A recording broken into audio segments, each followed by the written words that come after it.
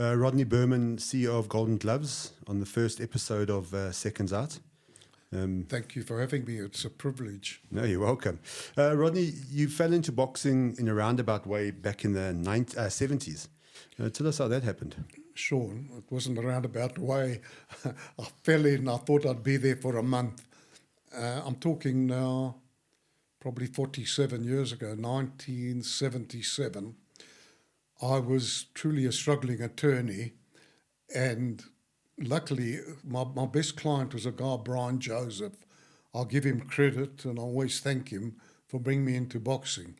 Anyhow, what had happened is he was very friendly with a guy, Les Tawil, who'd lent Morris Tawil, the boxing promoter, 10,000 Rand to, I think Mike Scudder was fighting I wasn't a big fan in those days.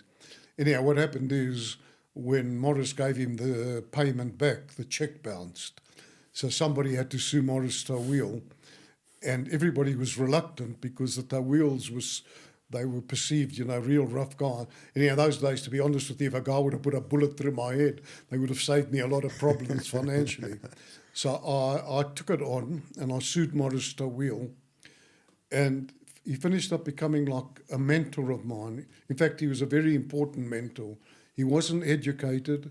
He was a paraplegic. When I met him, he was in a wheelchair ready. But he taught me so much about life. And we had a bond together. I loved him. I finished up sequestrating him to get all his creditors off. I was suing him and helping him to get his creditors off his back. And he came to me one day, he said, he just needs one favour from me. He has a fighter called Charlie Weir, and he doesn't want to lose him, and he's scared going insolvent to lose him. Can't I help him? So, I couldn't buy Coca-Cola myself. Anyhow, I got like 7 or 8 guys together, and we raised something like 8,000 Rand we needed to put on the show for Charlie Weir. Even I'd heard of Charlie. In those days, he was a very fated amateur. I'd read a lot about him in the papers. And all my partners, nobody cared a hoot about the boxing. They lent it to me because they liked me. On the night of the fight, Charlie Weir fought a guy, Bushy Bester. So we sold out. I don't know, it was at the Wembley Ice Rink, and I had wads of cash. All of a sudden, all my partners became my best friend. They came, they took all my cash. We had to go to my office, lock it up in a safe, and that's how it started. And that's 47 years later. I thought, Charlie I loved, obviously. I had a very special relationship. I wish every fighter was like a Charlie Weir. And as it went on, I think Pierre Kutzer then approached us. We signed Pierre Kutzer, yeah. Well, that picture of Charlie, that night, I think this is the night he had cancer, and I'm positive that is the night. Yes, it is. You can see that brace there. Yes. There's a silver brace. Yeah. Anyhow, that night, we organised a dinner because he was riddled with cancer, and we needed to raise money for him. So we had a beautiful night, fundraiser. It was obviously very sad. Charlie was 34 when he passed away. But we raised in those days something like 100,000 Rand for him. That's good, eh? But that picture you see, my 2 boys, they were about 6 years old, and there was a picture of Charlie holding both of them around, and they were both at this event because we were all very close. And we had that same picture. They were then in their 20s, probably late 20s, early 20s, and the same picture but with Charlie, in the condition he was in. So anyhow, to go on with my story, so after Charlie has a lot of I'm just going to ramble. Yeah, you carry on. Let me tell you a story about Weir. When we arranged the fight, well, first of all, he lost to Taptak Makatini, and he took a very bad beating. And I take responsibility for that with the Tawils. Tap was a last-minute replacement for a fighter that broke his hand. And I was very inexperienced still. But be that as it may, Charlie took a very bad knockout. We sent him to the Catskill Mountains with Custamato. When he came back, He said he'd met a 12-year-old kid that's going to be the best fighter the world's ever seen. This kid was knocking out 19-year-olds. And I didn't take much notice of it. But a few years later, I saw Mike Tyson. He gave me the name. Mike Tyson with a Sanyo T-shirt, which Charlie Weir had given him. And that was who he was talking about. Great story. So as time went by and we built him, we'd arranged the fight. It was the first world title I'd ever done. It was Charlie Weir and Davey Moore. There were, on the night, about 62,000 people came. We opened the Wembley rugby stadium, the Ellis Park rugby stadium. But the late Sol Kersner, in fact, bailed me out. He was promoting the fight, Southern Sun. But when Sol phoned you, you had to be there. So he phoned me one night. It must be about 11 o'clock at night. And he said, I need you and Charlie at the Lundrust Hotel. I can't remember what it was called. We need to finalise this thing. So I went there. It was me. I was still about 36 years old and green. Bob Arum was in the office, in the room. Sol Kersner, myself, Billy Lotter and Charlie. So Charlie, I negotiated a purse for Charlie. It was $100,000, which was massive in those days for the junior middleweight. It translated to 75,000 rand. So it was big. It was big money. So Charlie said to Aram and Kersner, he said, "Can I just speak to Rodney outside, please?" So we went out. I said, "What's wrong, Charlie? This is a great deal." He says, "Yeah, but are you happy with it?" I said, what do you mean, am I happy with it? He says, "We've all started together. We've all got to be happy with the deal, otherwise I'll walk away." Now, that was the caliber of the guy. Shows great character. You just see a guy in the ring beating up people, but a great, great character. When did you know that boxing was your future and you could leave the I never knew. practice? I used to be embarrassed to say I'm a boxing promoter. I used to say I'm an attorney. Now I say I'm a boxing promoter. I used to be an attorney. I don't know, as time went by, listen, my life's been like a fairy tale for me from where I came from and where I've landed up. I've just had the most incredible life, the places I've gone, the people I've met. In fact, probably the greatest privilege of my life, I mean, other than personal with family and that, is my relationship with the late Madiba. I would sometimes pinch myself that this was the guy I'd sit in his house having tea, discussing fights, watching him at the United Nations. So to answer you, as time went by, I just got more and more involved. Sponsors kept coming on board. I signed an agreement with Sun International. I became their in-house promoter, which Kersner was very good to me. They could have done themselves, but they allowed me to do it. So as I say, that was 47 years ago, but initially I thought I'd be there for 6 months, help Morris and leave. You also went through a name change, didn't you? There was something called Springbok Promotions. Well, the reason for that, when Morris had the company, Springbok Boxing Promotions, in fact, Golden Gloves is really Springbok Boxing Promotion, but he was so insolvent and he had such a bad reputation that we couldn't raise 1 cent. So I thought, well, I was very innovative. So I said, well, let me change the name to New Springbok Enterprises. But everybody knew New Springbok Enterprises had the same amount of money as Springbok Enterprises. And we couldn't raise money. So I was looking through a magazine one day. I saw Golden Gloves. And it was just a nice name. And we did a name change. But just talking about Morris's, the financial situation, I was still his attorney at that stage. Now, he was unbelievable. He had no money. He used to sit in my office. We used to have a telex machine. So he put together, God knows how, but he put together Victor Galindez to fight. It was a guy from, I can't remember exactly. He was one of the great light heavyweights of all time. His name just escapes me. Anyhow, I'm sitting in my office and on telex comes through from a guy called Bob Arum. And he says, I'll offer you $75,000 for the TV rights. Now, in those days, you didn't send a POS or a EFT or whatever. And Morris, so help me, he couldn't buy a Coca-Cola. So the only way I could do it was to get on a plane, to go to America, to pick up a bank draft, to bring it back, to give it to the bank as security. The only problem is I didn't have money and Morris didn't have money. So he said, go speak to a guy, Paul Berghaus, who started Diners Club. So I went to Paul. I knew it was the last time I'm ever going overseas with my financial situation. So I thought I better take my wife with. So I went to Paul Berghaus. I said, Paul, listen, I've got this fight for Morris. I'm going to pick up this bank draft. I just need 2 tickets, please. In those days, they were 750 Rand a ticket. Yeah. So I said, Rodney, I can't give you 2 tickets. He says, Morris owes me 62,500 Rand. I'll never forget the figure. It probably translates today to nearly over $1 million. Yeah. So I said, Paul, I wasn't really worried. I just saw my holiday going down the road.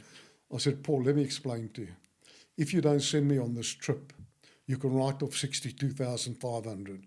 If you let me go and try and negotiate it, and it doesn't work, you'll be in for 64,000. If I get something back, you'll earn money.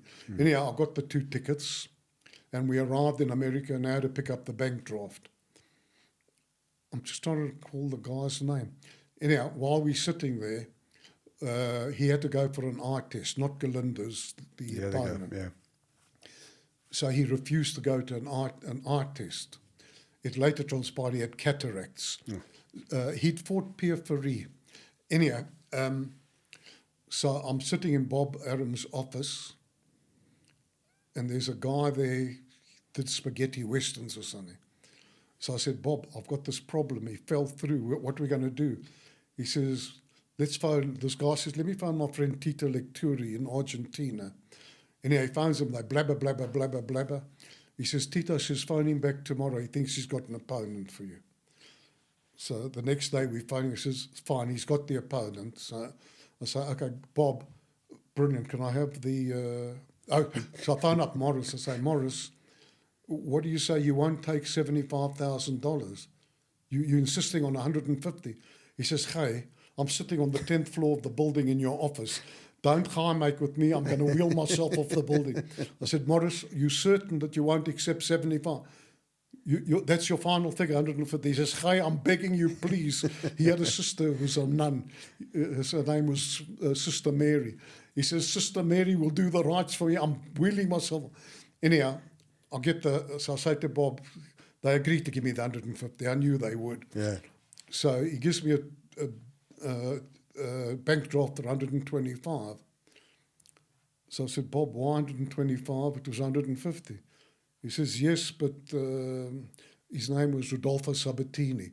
Rodolfo put this fight together. I've got to give him a commission. So I said, fair enough. Anyway, as it happens, that fight fell through for whatever the reason. Yeah. But about 2 months later, I had a fight in South Africa, and Tito Lecturi happened to have the boxer. So Tito came. I said, Tito, you remember me? We spoke on the phone to put the Galinda's fight together. He says, yeah, of course I remember. I said, and you put it together and we gave you $25,000. He says, what are you talking about? He says, I don't know anything about it. He says, Rodolfo phoned me and just said, how are you? How the family? We didn't even discuss money. So that was my introduction on how you deal with boxing promoters. Now I'm one of them, I suppose. Yeah. You've had a lot of top-class boxers come through your stable, starting with Charlie, but you always credit Welcome Nita as your first real champion that you created. Yeah, Welcome was something special. But again, what had happened was we had Johnny, this was during apartheid. I'd actually joined the IBF, which was a black organisation, and I actually got into a lot of trouble in South Africa for taking that step. Be that as it may, I was very friendly with the president, Bobby Lee, and I was building up Johnny Deploy. So he came to him one day. He was having a lot of trouble being involved with the South African, and there's a Reverend L. Shrapton who was always picketing. So he came to me, he said, Rodney, he says, do me a favour, you're a white, not only is Johnny Deploy white, he's Afrikaans. I'm dealing with apartheid here. I can't deal with you. You've got to have approval from the ANC for me to continue with you. So I said, Bobby, you know, in those days, the ANC, we were terrified. Yeah. So that's how I met Ntobi Tamzashe. He actually came to a IBF convention in front of 1,000 people and endorsed Golden Gloves, which was one of the most magnanimous things anybody's ever done for me. But because of that, I had to bring in a fighter of colour. I couldn't just have a white fighter. It didn't enter my head white or black. So I phoned up Ruben Rosodi, my matchmaker, and I said, Ruben, I need to nurture and bring up a young fighter, but he's got to be the real deal. And Ruben introduced me to Ziyanguni, who became the dearest partner I've ever had in my life. To this day, I miss him terribly. The man was a genius. And we took Welcome overseas. He went to the Kronk Gymnasium. We took him step by step, and he was our first world champion. So we took him virtually from ground one, and he won a title in Israel. Why it was Israel is because the champion at that stage was a guy, Beneshu. Beneshu was a Moroccan Jew who brought it upon himself. He wanted to fight in front of his people. So the fight had to be in Israel. And there we were in Israel with Welcome.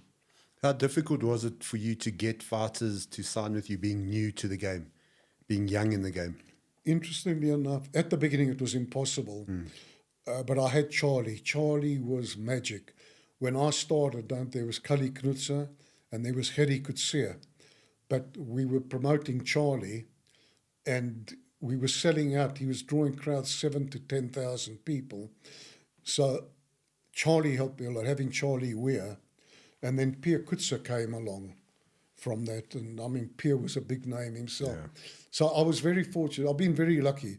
You know, life is also a series of luck, but I've been lucky, obviously. And I've always had great people with me. Pierre would have been a different boxer if he was cruiserweight, eh? Yeah, he would have also, not only that, if he would have had more experience overseas. The first time that I realised how good he was when he fought Riddick Bowe. And it taught me a very important lesson because Riddick Bowe, he might have beaten him in the event, but he butted Pierre. He was dirty, he was heading him, and Pierre didn't know how to retaliate. And it was to a large extent because he'd been mollycoddled all the way up. And it taught me that you can't protect the boxer because in protecting him and building that record, you're actually doing him a great disservice. So not only as a cruiserweight, Pierre might have been too big, but even in today's times, he would have been a very good heavyweight. He had a great, great heart. Good but work as I rate. say, unfortunately, when the big fights came, he was too inexperienced. And one of his fights that stands out to me, he was fighting George Foreman in Las Vegas. And Foreman was just Foreman was pulverizing him. But I've never seen sportsmanship like this. Foreman, from the later round, kept talking to the ref in the fight, saying, please stop it, please stop this fight, which was very magnanimous of him, you know. Yeah. He didn't want to go in and kill a guy. And it always sticks out with me in my memory. Brian Mitchell was also one of your earlier world champions that you had with Brian Sugar Boy. Was the second one, but of course I can't take credit for that because he'd been with other trainers and other promoters, and he then joined us. And again, we were quite fortunate. I had Cedric Kushner with me, but the mega fight at that time was Tony Lopez, which we were looking to get. But his first fight with me was a guy, Jackie Baird. And we were all very nervous because I'd been in the game 12 years, Golden Gloves, and we'd never been able to get a world champion. We kept losing, coming. And in fact, Welcome was after 12 years of us being promoters. So everybody was very wary of fighting a world title for Golden Gloves. And on the way to the tournament, Brian's wife, Kathy, wanted to pacify him. So she opened up the English Italian newspaper and read him his horoscope. She said, Bronny, look at your horoscope. It says, whatever you do today, this is your day. Everything's going to turn out perfectly. Success all the way. He said, Kathy, I don't want to upset you, but Jackie Baird's born on the same day as me. So that was it. And he got into the ring, and I thought that was going to continue our string of not creating a champion, because in the 8th round, Brian was bleeding from both eyes underneath. He was a bleeder. And I thought they'd stop the fight and go to... He was ahead on points, but that they'd give a TKO. Anyhow, the ref stopped it on cuts and went to the scorecards, and Brian was ahead. But again, just to give you about the caliber of people see Brian Mitchell today, the youngsters, they don't know the greatness of Brian Mitchell. That particular night, I think from the ring, he had like 12 stitches in each eye, no injections. We then had to get in a bus to get back to where we were to get on a plane the next day. Anyhow, he then refought Jackie Baird, and he totally outboxed him the second time. I just want to tell you a story about Brian, because it's similar to a Charlie Weir thing. The public see guys in a ring hitting each other. We'd arranged for Brian, Brian must have been 24, 25 years old, and he was due to fight in America. But what we'd arranged is for him to give kids from Reach for a Dream a bit of an outing. They were coming to a gym in Joburg. He was going to do a workout, take a photo session, sign autographs, give out sweets, and that was 3:00 in the afternoon. Anyhow, it was the first day that South Africa had to fly around the bulge because of apartheid sanctions. So SAA phoned me in the morning. It was very private. They wanted to keep it totally confidential. The plane, they said, listen, the plane is leaving 6:00 tonight because of sanctions, and we're going around the bulge. So I phoned Brian. I said, listen, Brian, we'll put off the do with the Reach for a Dream kids. When you come back, we'll do it. He said, no way. He said, some of those kids might not be around when we get back, and they're looking forward to it. He came to the gym at 3:00. We curtailed it a bit. He worked out, took pictures, signed autographs, gave out sweets. At about 4:30, there wasn't time for him to go home and change.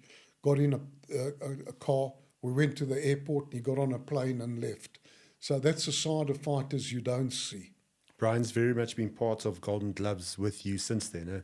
Yeah, he's like, it's virtually like father and son. He's becoming a very old son, but it's like father and a very old father.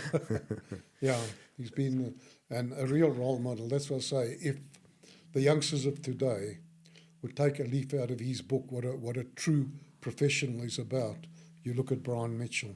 You were with me. You look at Gennady Golovkin. Yeah. You had the privilege with me of being with him. And those are real fighters. You had quite a good stint in Monte Carlo. Yeah, it was a lovely... Again, what was, for me, the standout was to be able to promote a guy of the stature of Gennady Golovkin, which was a real privilege, and also to spend time with him, given... Well, but for the public, that he had no aura about him. He was one of the greatest fighters in the world at the time, had time for everybody. And when he got in the ring, it was like a poor man Golovkin, if I compare Golovkin to Weir. But when Golovkin got in the ring, your hair stood on end because you just knew that something explosive was going to happen. Mm. So, yeah, it was a really good experience. Most of South Africa's best boxers have been through your hands at some point. Is there any boxer that you didn't work with that you would have liked to have worked with? I think that a fighter that stands out, and he fought for me sporadically at the end of his career was Dingon Tabella. But a young Dingon Tabella was the most outstanding fighter. Yes, he was a great boxer. He was really unbelievable. Yeah. He didn't have the self-discipline. So unfortunately, he didn't reach heights which he should have. But he definitely stands out as the guy I would have loved to have had. And then from when I was younger days, but the public wouldn't know then, there were guys like a fighter, Mike Holt. They used to be electric. And but from my time, I would single out Dingon Tabella definitely. Any boxers you would prefer not to work with? Anyone who you just didn't get on with? Very few, funny enough. You know, a guy like Johnny Deploy, for example, had a connotation of being a rough and tough, but promoter, boxer-wise, he was just unbelievable. You know, one of my privileges, and I think it's really how people should live their lives, it's about trust, loyalty and trust. And a guy like Johnny, I never had a written contract with him. He'd walk in the ring. If he won, I knew he'd be worth big money, but it never entered my head that why didn't I take a contract from him? And that's why Mzee and Goonie was so brilliant. I loved Mzee.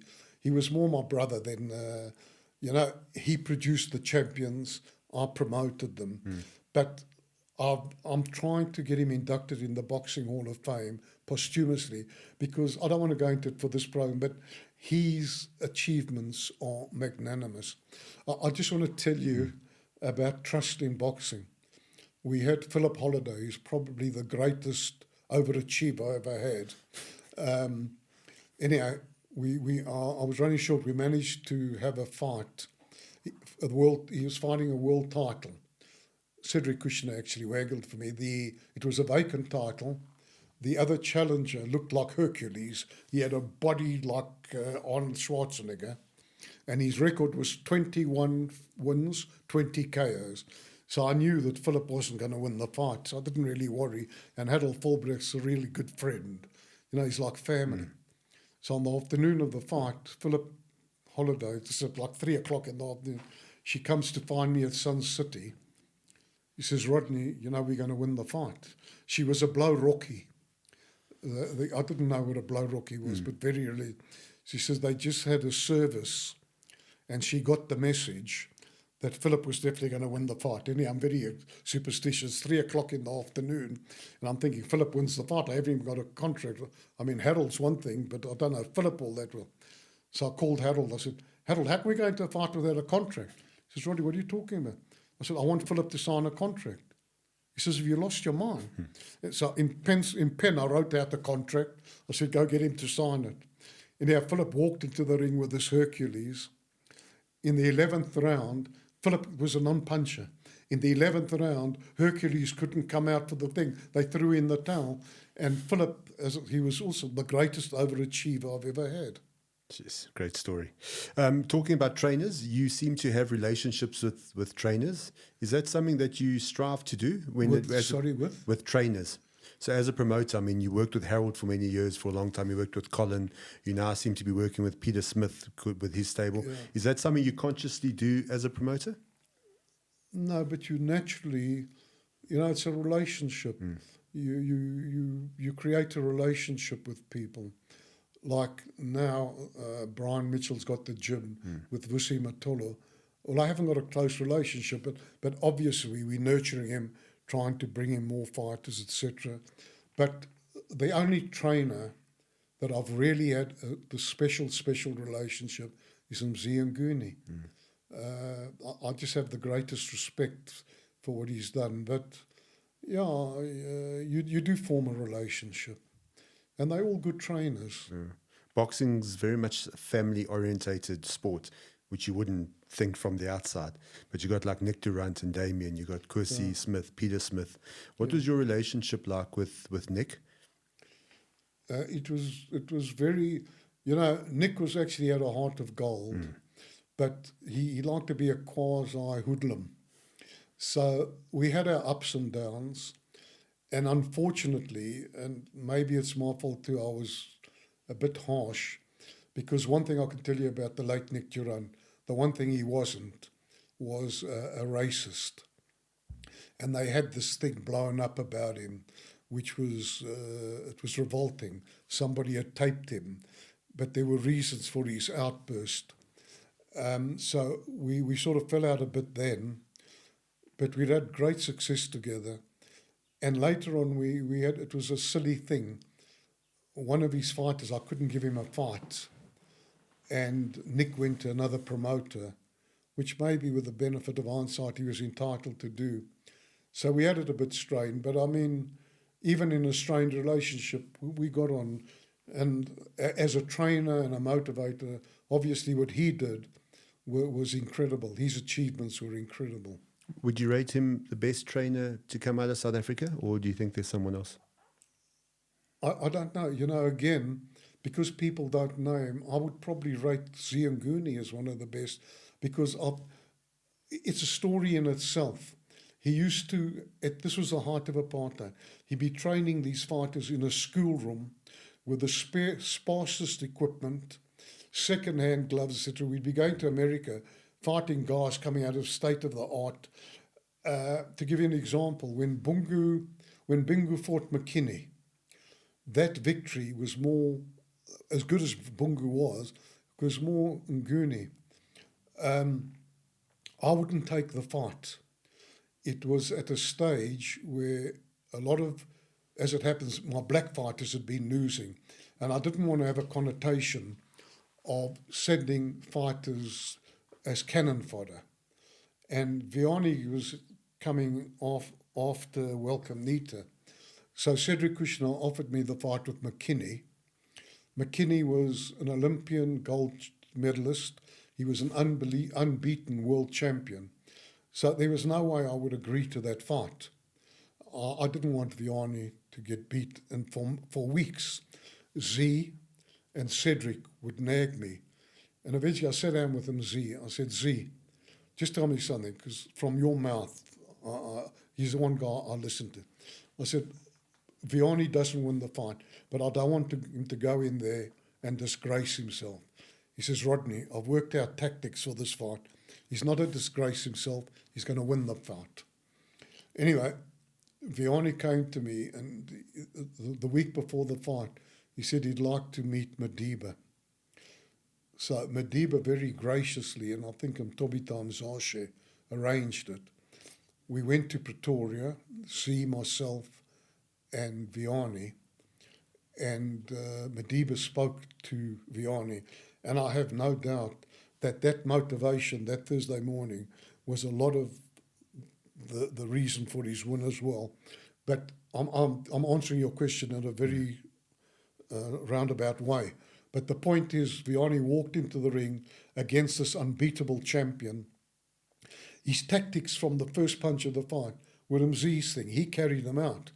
So, yes, I've got the greatest regard for Mzi, because that was a fight. In my life, I never believed Vianney could win, and I nearly had a heart attack during the fight. So, you mentioned Madiba. You seem to have quite a good relationship with him.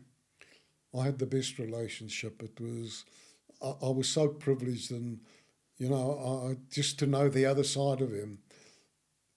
I'll give you two quick incidents, because there's a lot of them. I think Layla Ali was fighting. I think it was that fight. So they asked me at the casino, could I please go meet him at the door to bring him in? And he was coming at the back door. So I went to the back to wait for him, and his limo arrived. And the door opened. There was like 50, 60 people around, you know, because there was a buzz. So he opened the door, he looked at me, he said, Rodney Berman. He says, you might not remember me, Nelson Mandela. You know, and that's what he was like. And one afternoon we were there, he was still president, but we were at his house visiting him. And he got up as if I'd be visiting you and you'd be offering me biscuits or so. And he got up to get a plate of biscuits to offer all his guests. He was just, it was unbelievable. As I say, to have that privilege of knowing him as a human being, and just what a great person he was unreal. He was at a couple of your fights. Yeah, he came to 3 fights, and they were all our fights. Layla Ali, Baby Jake. He came, Baby Jake's last fight, Layla Lee. There was one other, I can't remember. Yeah. I'll tell you, it was the night that I did, I don't want it to sound like a boast, but the night that we did Louis Rachman, I knew that Madiba was in Maputo. So it was lunchtime, so my kid, when my kid came to me, he said, Dad, President Mandela's on the phone, he wants to talk to you. So I knew it was John Burks pulling a lurk. So I said, Tone, do me a favour, tell him I'm busy, I'll phone him back. He says, Dad, I'm begging you, this is President Mandela. I said, Tone, just tell John Burks I will phone him back. Anyhow, eventually got he says, Dad, I am begging you, take this phone call. Anyhow, I took the call, it was Madiba. He was phoning me from Maputo, and he'd phoned to tell me how proud he was of me that I was able to put this fight together, because at that time, there was a lot of animosity in South Africa still. There were bomb threats, and the papers had always been, the front pages was doom and gloom. But now all the front pages were Lennox Lewis coming to South Africa, and it was just the most unbelievable, for me it was just unreal that he would take the trouble, and we must have spent an hour or so on the phone. But then after the fight, Lennox was telling me the other day, we were having a laugh about, we went to Madiba on the day after the Lennox fight. So Madiba was explaining to Lennox how he should have fought the fight. He became the trainer, telling him he should have shown his left more and his right. And so that's who he was. He had this childlike curiosity. It was brilliant. Big boxing fan, eh? As we all know, yeah. Well, I used to make tapes for him, and we used to drop it him for him to look at the great fights we did. Yeah, brilliant. What would you consider your greatest fight ever that you promoted? Is there one that stands out as the greatest? Well, funny enough, the one that stands out, it wasn't the greatest fight, but it was the life changer, was Welcome's win in Israel. Because as I say, it was 12 years of perseverance, but we stayed there and we carried on, and we eventually got the world champ. I'll tell you a funny story. In the lead up to that fight, most of us are Jews, but my one partner was Gary Pretorius, a non-Jew. So the day before the fight, Welcome, Gary Pretorius, and us, we were touring Israel. So we went to what's called the Wall, where the tradition is you put a wish in the wall and you say a prayer. So we all came there, we put on our skull caps, we wrote out on a piece of paper, we put it in the wall, but we were obviously wishing for our family, for health, no sick. So Welcome and Gary said, what are you guys doing? So we explained to them. So they said, can we borrow a skull cap, please, and a pen and paper? And they both wrote a note and went to the wall. After the fight, Welcome came up to me. He said, that wall is unbelievable. He says, it makes wishes come true. His wish that he should win the fight. So that stood out for me with that. That sounds more like a sentimental reason more than a business acumen reason, like the Ali fight, the Lennox Lewis fight. I mean, that must have been difficult to put on. Yeah, they were. Listen, there's a lot of fights where I was involved quite heavily overseas, but because of sanctions and all the laws, I couldn't openly be involved. But probably the greatest fight I've ever been involved in is when Shane Mosley fought Oscar De La Hoya, because Shane Mosley was our fighter and he won that night. So I would probably rate that as the greatest fight I'd been involved in. How did you get Shane Mosley on your books? Well, we only gave him an opportunity against Philip Holiday if he gave us options. Okay. And why we did that fight, because he was the mandatory and Philip would have had to fight him. Yeah. So we preempted it. Promoters seem to do that quite a bit, get rights on boxes, but hardly ever seems to follow through with those rights. If you take a major fight, where it's a very evenly matched fight, like Josh Kelly was now fighting Rourke Knapp, it's a very 50-50 fight, two excellent fighters, but for Wasserman Promotions would only sign the bout if we gave them one option on Knapp if he won the fight. So it was worth it for us. The purse would have been good, and there they would have utilised that option, because if you beat Josh Kelly, you're a good fighter. Yeah. So as you correctly say, sometimes you don't enforce it because economically it doesn't make sense. Yeah. What would you say is your worst business decision ever, or your one that came back to bite you, or one that you would do You're differently? talking the boxing. Yeah, in boxing, yeah. It's without doubt when I put Charlie in with Tapdak Makatini, it set Charlie back, it set us back, and it was a decision that I should never have made. I should have been more guided by the toe wheels, quite honestly. But I think that the buck stopped with me. So that's probably the worst decision I've ever made. Otherwise, we've been very fortunate. I've never really turned away a fighter and found that he became really a good fighter that I could have had turned him down. Been very fortunate like that. Explain to us how a promoter makes money. So you get sponsors, you get a venue, but is it a long game with a boxer that you look after him, you pay him, you bring him through, it costs you money, and then hopefully he's got talent enough to you to recoup it? Is that the way it works? To use a stupid example, because this is a human element, and you know me personally, and you know my relationship with my fighters, but if I can draw an analogy, a horse racing trainer takes in a horse, he feeds him, he pays the vet's fees, he puts him in certain races, and you hope he's going to win the Durban July handicap. And so it is, you take a young boxer, you think that he's got great potential, you look after him, you spend a lot of money bringing him up, you match him very carefully in the beginning, because boxing's not like tennis, where you can lose 6-love, and walk in the next day unscathed and play again. So you've got a youngster whose life and his future's in your hands, but you take him to a stage, and you do hope you spend a lot of money, and you hope you can reap an investment, because it is business after all. I'll give you a perfect example. Here's Kevin Arena, who is an outstanding role model for other fighters to follow. He just does everything exceptionally well. The way he promotes himself, the way he conducts himself, his training regimen, coming from without an amateur background. We've spent absolute fortunes on him to bring him to this point where he's now a world-recognised proper fighter. And hopefully we can now find a major fight, a very lucrative financial fight, not only for me, but predominantly for him, where I can reap the benefits of my investment.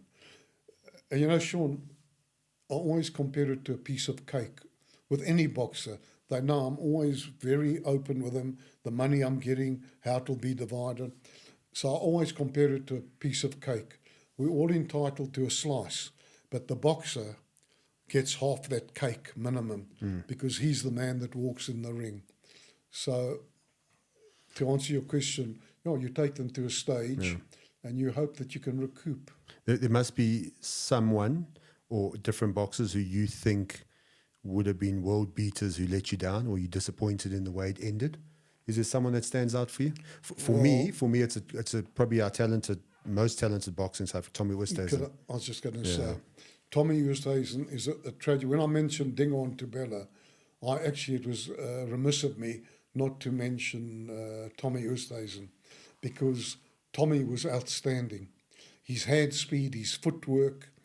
But again, he's his own worst enemy. And now it's too late. Whatever they say, it's too late.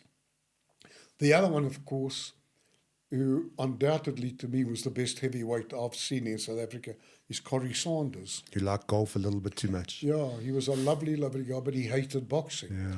But again, when he beat Vladimir Klitschko, it wasn't a fluke. He practiced it. He hit like a mule. He moved beautifully. So he was a tragedy. That was 35. He was 36, 37 already, with no real interest in boxing. And afterwards, he has a real tragedy too, because I know He was paid a fortune of money to fight Vitaly Klitschko. What happened to the money, I don't know. But Corrie was penniless. But without doubt, unbelievable fighter. Seems to happen quite often at boxing. Huh? Guys make good money when they're in the game and then seem to fall on hard times afterwards. Well, it's something I've tried to do all my years, which never worked. But now, no fighter can fight for golden gloves unless they are part of an investment scheme we have, not run by me. It's run by Old Mutual. Every time the fighter fights, 10% of his purse is taken off, paid to Old Mutual, and they all have the individual policies, which they discuss with the insurance guy. The policy, it's a 5-year investment. They're not allowed to touch that money for 5 years. The only hold I've got in it, that if they want that money within 5 years, I've got to agree. After that, I fall away, and I never agree because it makes it too easy.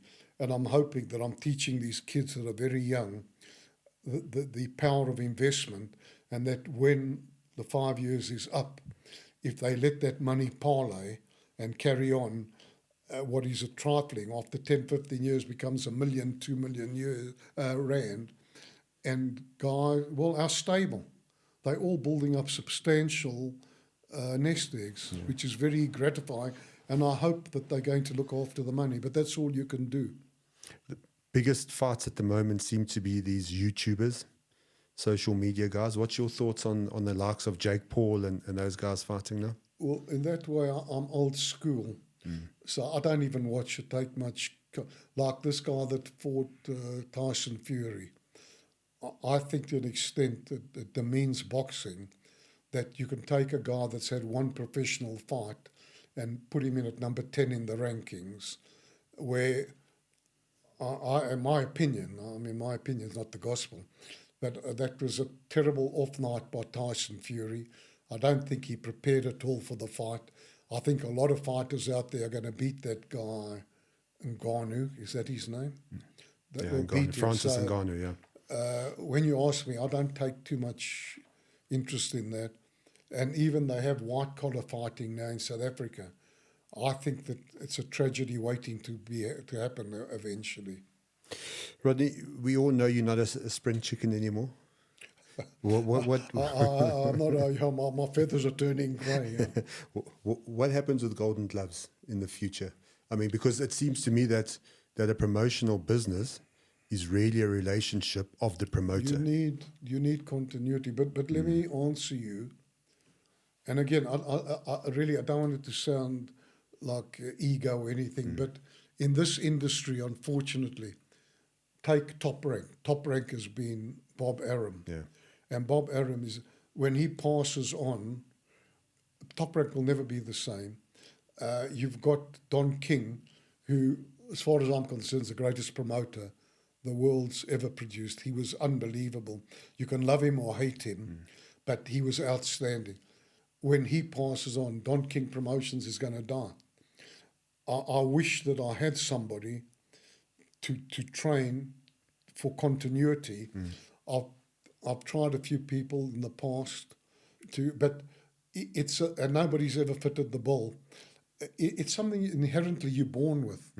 Like me, I fell into it by accident, and I think it's a very big lesson for anybody to be honest with yourself, what you're good at and what you're not good at. And I realised I'm a very good promoter. That what I do in that field, I was probably a shit attorney, but promotion-wise, I just know the ropes. I know what to look for. I know basically what the public wants. And so it is to go into a box. You can't just go in with an accounting background. You've got to be a Barnum and Bailey. You've got to be a Don King. I'm not a Don King. I haven't got that. I'm not an Eddie Hearn. I haven't got that kind of being out there the whole time. I hate being in front of the camera. But I know how to promote, so you've got to have that mentality. I wish the right guy would come along, a youngster that I could pass on some of my knowledge. What's next for Golden Gloves? Well, the most exciting thing for me, I haven't made heavy of it yet, but Lennox Lewis wasn't at our last show just to see an event. And the guy he was with Adrian Ogan, was Lennox Lewis's promoter, and he was actually my boss at one stage when I promoted in England. So it was very exciting for me. He approached me, and we've done a deal. Lennox has got a promotion company called Lion Promotions, so we're going to be doing a lot together. There's going to be big news coming out of this. They're in Saudi Arabia towards the end of this month at that tournament to negotiate for fights in Saudi. That's where Lennox opens a lot of doors. And obviously what was very gratifying for me, 3 particular fighters stand out. Lennox loved young Malajika. He thinks he's got unbelievable potential, was working with him. He loved the Kevin Arena, his demeanour, the way he conducts himself, but also his potential. And of course, Rourke Knapp. So those 3 stand out particularly. And all I can say to you at this stage, I think we're going to take South African boxers, Golden Glove boxers, to a different level, be it in South Africa or internationally. And just to touch on Lennox, I was so impressed with him as a human being. He was such a great heart. He was very gracious. Very he gave gracious, everyone their no 2 seconds airs, of time. Yeah, and he just left such a beautiful impression. And, you know, I'd started off, I had a terrible row with him when Lewis fought Rahman. Anyhow, that was put together years ago, but he's an exceptional human being. How does a boxer get onto your cards? You've got to show that commitment. You've got to show that hunger. The greatest problem I face with fighters is that you get a kid now, particularly in South Africa. It's a different ballgame. The Mexicans, the Filipinos. You get a kid who's had 4 or 5 fights. And, you know, a boxer's a promoter's to a large extent a puppeteer in the early part of a fighter's career, because you've got to be very careful, bring them against different fighters, make sure that you're not overmatching them. So you have these kids that have had 5, 6 fights. They're 21, 22 years old, and they think they're Muhammad Ali. They start making demands on you. Well, I drop them straight away. You take like a young Malajika. I mean, his work ethic, his enthusiasm, I can see he's got it to go to the very top. So you don't. I rely on trainers a lot. They come and they say they've got a great talent. But I see different things. Ultimately, I make mistakes, obviously, but my judgment's been very good. Rodney, thank you for your time. Thank you. It was a pleasure As I say, catching thank up you with for me being your first guest, and I'm sure your show's going to go from strength to strength. Thank you.